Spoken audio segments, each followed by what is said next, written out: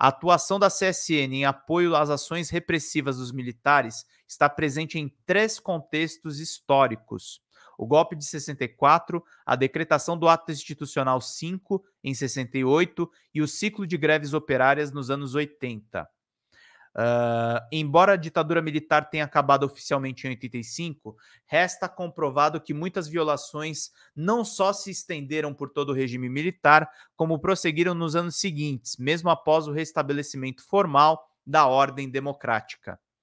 Mortes e terror. Inúmeras greves de funcionários marcaram a história da CSN durante a gestão da estatal, seguindo assim até o ano de 93, quando a empresa seria, então, privatizada pelo então presidente Itamar Franco. Prisões e demissões se deram em diversas ocasiões nesse período, mas nada se compara ao ocorrido em novembro de 88, pouco mais de um mês após a promulgação da Constituição Federal. Naquela ocasião, os trabalhadores da usina entraram em greve para reivindicar a reposição salarial e a redução da jornada de trabalho, além da readmissão dos demitidos das greves anteriores. A paralisação da CSN ocorreria simultaneamente a outras espalhadas pelo país e que naquele momento mobilizavam cerca de 1 milhão de trabalhadores em diferentes setores e estados. Para o governo Sarney, garantir a derrota da greve da CSN, em especial, daria um recado direto aos demais movimentos que se formavam. O governo, então, resolveu agir da forma que estava acostumado nas últimas décadas. A tragédia se configurou. A greve da siderúrgica duraria 17 dias, mas a ocupação operária foi encerrada no 3º dia, após cortarem o fornecimento de água, energia elétrica e comida para a usina. Então, no dia 9 de novembro de 88, as tropas do Exército receberam ordem para invadir a planta da CSN e expulsar os grevistas. Os militares faziam uso de munição letal. 3 trabalhadores foram assassinados no local. Valmir Freitas Monteiro e William Fernandes Leite foram atingidos por balas de fuzil. Carlos Augusto Barroso teve o crânio esmagado a pancadas. Caramba, gente. Diante da brutalidade, os trabalhadores deixaram a usina, mas mantiveram a greve em protesto. Já os militares permaneceram no interior da CSN pelos dias seguintes. Lula, olha só, o Lula já era famoso nesse ano. Ato de reinauguração do monumento de greve da CSN. A violência desmedida não intimidou os representantes do governo, chefes militares e diretores da estatal, que, conforme apontam os registros históricos, buscaram defender as suas ações e atribuíram a responsabilidade pelas mortes ao movimento sindical, que foi retratado como uma guerrilha urbana liderada por arruaceiros profissionais. Ninguém foi punido. Quase 6 meses depois, no dia 1º de maio de 89, foi erguido um memorial projetado por Oscar Niemeyer na Praça Juarez Antunes, em Volta Redonda, em homenagem aos 3 operários mortos pela greve de 88. Na madrugada do dia seguinte, uma bomba seria explodida no local, destruindo parte do monumento. Foram coletados diversos indícios e restos de explosivos apontando o que o atentado poderia ter origem em material de exército, mas diversas obstruções de acesso a dados e informações com os militares dificultavam a identificação efetiva da procedência dos explosivos. Oscar Niemeyer foi chamado para restaurar parte do memorial que foi destruída, mas propôs que o monumento fosse conservado nas condições em que se encontrava, para ser um lugar não só de homenagem aos trabalhadores brutalmente assassinados no interior da CSN, mas também memória sobre o autoritarismo do Estado durante os anos repressivos. Diversos trabalhadores sindicalistas estiveram no local naquela data para homenagear os trabalhadores. Entre eles estava uma nova liderança que ganhava espaço na indústria metalúrgica de São Paulo, um cidadão chamado Luiz Inácio Lula da Silva. O monumento segue no local até os dias atuais. Olha o Lula lá. O Lula na CSN. Foi brutalmente reprimida na ditadura militar. É uma imagem do Instituto Lula. Cerimônia de restauração de parte do memorial que foi destruído. Racismo institucional. Vamos lá. Deixa eu voltar aqui um pouquinho. Institucional. Em abril de 91, o diário Maioria Falante, um jornal local do Rio de Janeiro, que circulava Na região sul fluminense, estampou a seguinte manchete: CSN, extermínio de negros. A reportagem denunciava a concentração de trabalhadores negros pela estatal em atividades de baixa qualificação, exaustivas e danosas à saúde, como as rotinas expostas a fornos e coqueria para a produção do aço. A denúncia procedia. Nos anos seguintes, a maioria desses trabalhadores viria a ser vítima do chamado benzenismo, ao absorverem partículas tóxicas em ambientes insalubres. Os trabalhadores ficaram sujeitos a quadros de sonolência, tonturas, náuseas, taquicardia, dificuldade respiratória, tremores e convulsões. Em quadros mais agudos, a doença poderia resultar em perda da consciência e morte. Apesar da gravidade, o benzenismo só foi reconhecido pelo Ministério do Trabalho como doença do trabalho em 85. Foi quando muitos trabalhadores, ao tomarem consciência do que tinham vivido por anos, decidiram processar a CSN. No início dos anos 90, a estimativa é que mais de 500 operários da empresa sofriam com benzenismo. Os pesquisadores levantaram dados sobre esses processos trabalhistas e concluíram que 69% das vítimas são negros e que 21% atingidos são brancos. Entre os demais, 5% não apresentaram os documentos com foto e outros 5% dos casos não foi possível fazer a identificação racial. O cara devia estar numa situação tão complicada que não conseguiu nem identificar o corpo. Gente, estamos fazendo uma live dessa. Nenhum superchat? Sério? Sério mesmo? Um real. Nada? 1h30, hein, gente? Tô aqui estendendo a live. Sei que tive problemas técnicos, por isso que a audiência também caiu um pouco. Mas vamos continuar aqui acompanhando todas as informações necessárias para vocês ficarem bem informados a respeito de tudo, gente. Vamos lá.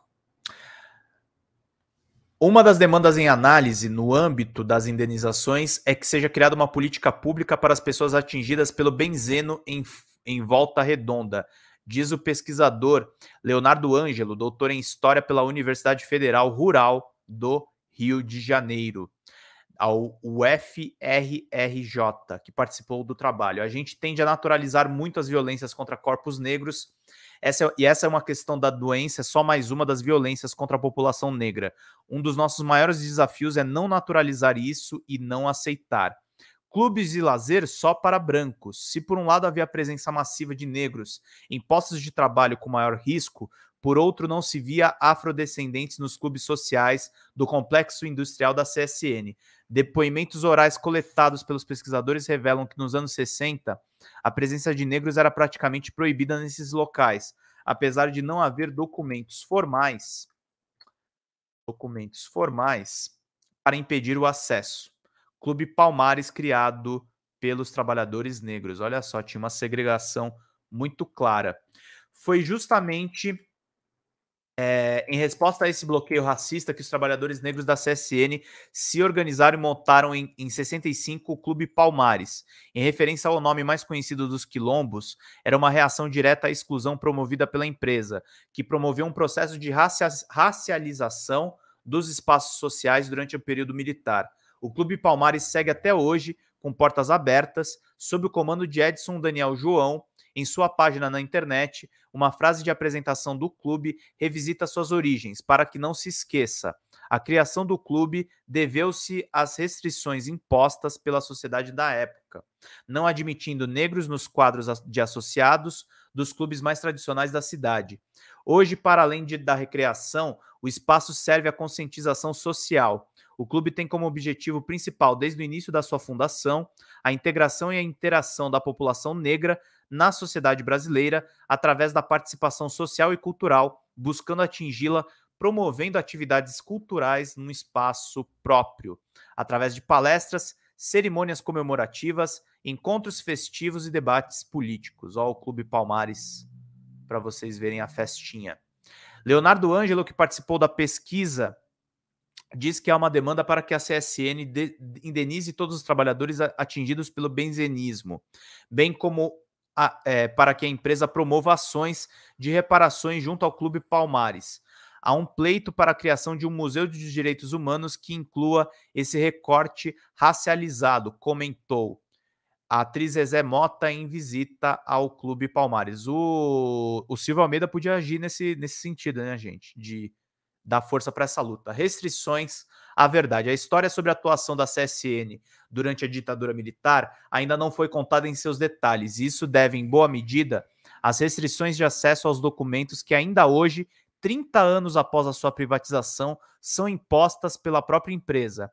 A coordenadora da pesquisa, Alejandra Esteves, afirma que o acervo de documentos produzidos pela Companhia Siderúrgica Nacional, material que tem valor central para a investigação, não pode ser explorado de maneira sistemática e exaustiva, porque essa documentação está sob a guarda da companhia, que vem restringindo sistematicamente o acesso de pesquisadores interessados. A pesquisa realizada pelo grupo incluiu um longo processo de solicitações de acesso à documentação, com a mediação do Ministério Público Federal, mas os pedidos foram negados pela empresa sob a alegação de sigilo industrial. Apenas nos últimos meses a pesquisa foi dado acesso a uma parte do acervo, documentos relativos a uma subsidiária da CSN que cuidava do seu patrimônio imobiliário. E ainda assim, isso só ocorreu sob vigilância ativa da arquivista responsável por um dos arquivos da empresa e por um funcionário responsável pelo monitoramento da consulta. A pública questionou por que a companhia não disponibilizou o acesso a todo o acervo histórico, conforme a solicitação dos pesquisadores. Não houve nenhum posicionamento sobre o assunto. Desde 2017, há uma ação civil pública movida pelo MPF que está em tramitação, determinando a transferência de todo o acervo da empresa para o Arquivo Nacional, mas ainda não houve desfecho sobre esse processo. À espera de reparações históricas e indenizações, um dos desdobramentos práticos do levantamento realizado é, além da elucidação dos fatos, a busca por reparações históricas que envolvem a atuação da CSN como parte do poder repressor do Estado. A identificação dos trabalhadores atingidos traz elementos que podem embasar novos processos junto à comissão da anistia. Podem embasar, desculpem. Para que se faça justiça, ainda que tardia. A identificação de culpados também auxilia a devida responsabilização dos principais atores daquele período. Mais do que reparações individuais e indenizações, há aquelas de caráter coletivo, já que os danos causados atingiram o conjunto da classe trabalhadora e dos cidadãos da região sul-fluminense. O que se busca nesse momento, diz Alejandra Esteves, são esses mecanismos de reparação que ajudem na consolidação dos direitos dos trabalhadores e dos habitantes de Volta Redonda e Barra Mansa.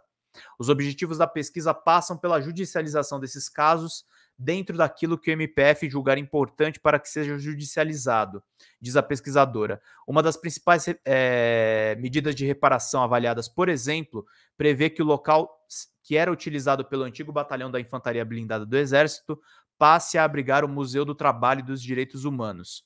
O material inédito descrito nessa reportagem fará parte de um relatório que será enviado ao Ministério Público Federal e deve servir de base para ações de reparação a vítimas da ditadura militar.